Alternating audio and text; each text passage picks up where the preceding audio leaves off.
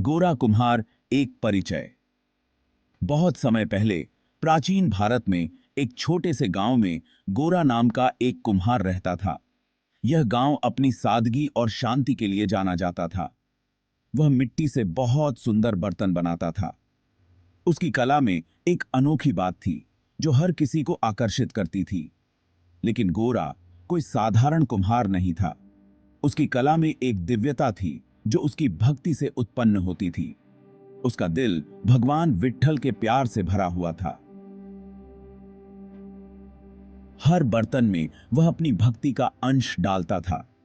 गोरा हर सांस में विट्ठल को याद करता था।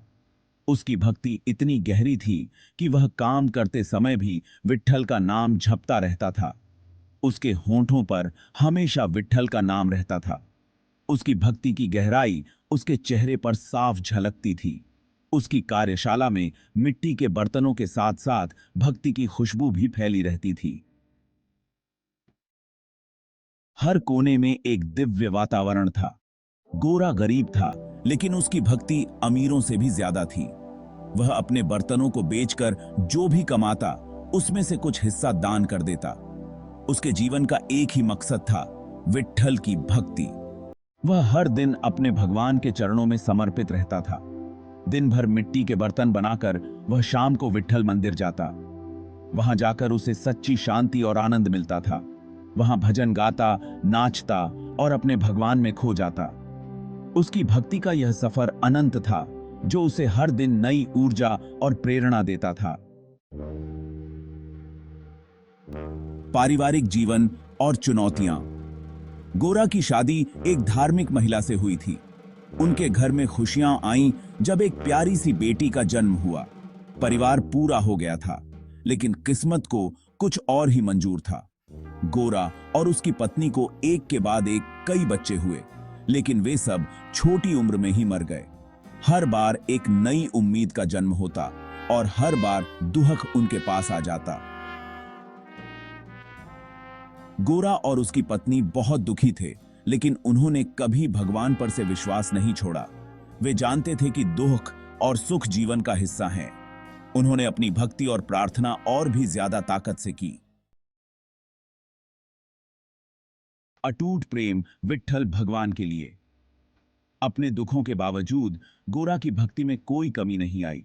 सच में मुश्किलों ने उसे और भी विनम्र और समर्पित बना दिया।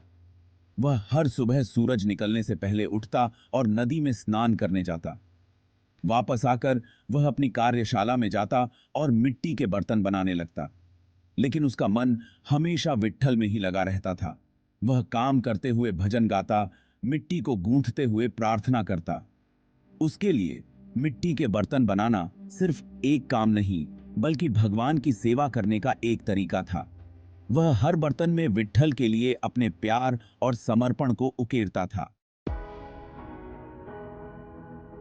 विट्ठल एक पुत्र की कामना। यह कहानी गोरा और उसकी पत्नी की है, जो एक छोटे से गांव में रहते थे। एक दिन गोरा की पत्नी ने उसे एक और बच्चे की इच्छा बताई। उसने अपने दिल की बात साझा की। उसने कहा, प्राणनाथ, हमारा जीवन सूना है। एक बेटा हमारे बुढ़ापे का सहारा बनेगा।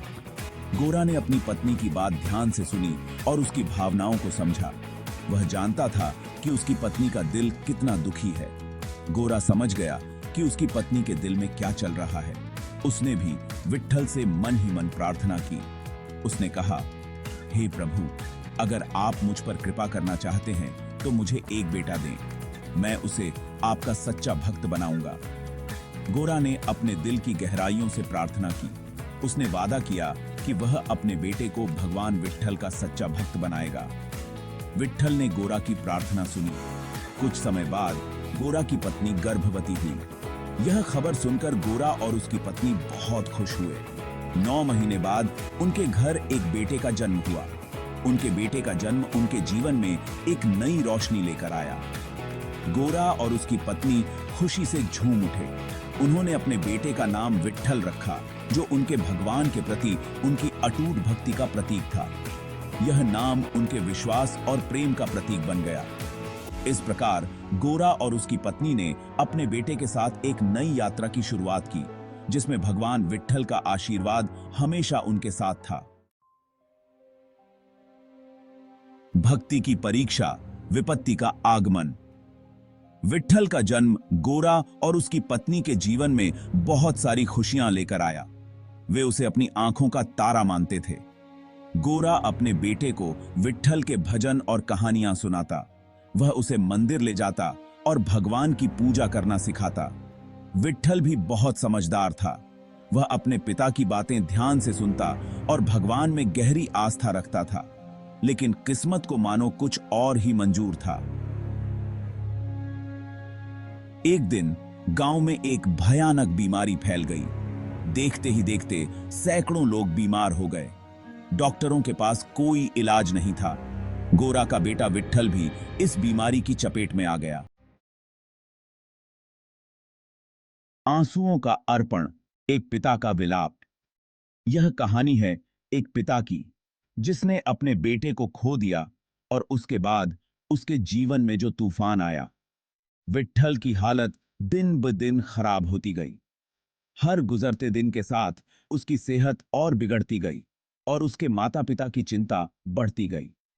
गोरा और उसकी पत्नी ने बहुत कोशिश की, लेकिन कुछ भी काम नहीं आया।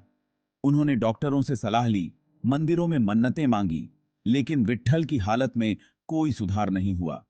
आखिरकार वह दिन आ गया जब विट्ठल ने आखिरी सांस ली। उस पल ने उनके जीवन को हमेशा के लिए बदल दिया। गोरा और उसकी पत्नी बहुत दुखी हुए। उनके दिलों में एक खालीपन था जिसे कोई भी भर नहीं सकता था। उनके आंसुओं का कोई ठिकाना नहीं था। वे अपने बेटे के बिना जीवन की कल्पना भी नहीं कर सकते थे। उन्होंने अपने इकलौते बेटे को खो दिया था, जिसे वे अपनी आंखों का तारा मानते थे। विट्ठल उनके जीवन का केंद्र था। गोरा के मन में एक तूफान उठ रहा था। वह अपने बेटे के बिना जीवन की कठिनाइयों का सामना कैसे करेगा, यह सोचकर वह परेशान था। एक तरफ था बेटे के जाने का गम और दूसरी तरफ थी विट्ठल भगवान में अटूट आस्था। गोरा के लिए यह एक कठिन समय था। वह बार बार अपने भगवान से सवाल कर रहा था, हे प्रभु, आपने मुझे यह दुहक क्यों दिया? मैंने तो हमेशा आपकी भक्ति की, आपकी हर बात मानी। गोरा के मन में यह सवाल गूंजता रहा और वह अपने भगवान से उत्तर की प्रतीक्षा करता रहा। उसकी आस्था और उसके दुहक के बीच एक संघर्ष चल रहा था। एक दैवीय हस्तक्षेप, चमत्कार का साक्षी। गोरा के आंसुओं ने मानो पूरी दुनिया को हिला दिया। उसकी भक्ति की आवाज भगवान तक पहुंची। विट्ठल भगवान खुद गोरा के घर आए। उन्होंने गोरा को सांत्वना देते हुए कहा, हे भक्त, दुखी मत हो, मैं तुम्हारी भक्ति से खुश हूं।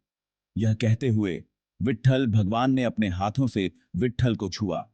अगले ही पल जो हुआ उसे देखकर गोरा और उसकी पत्नी हैरान रह गए।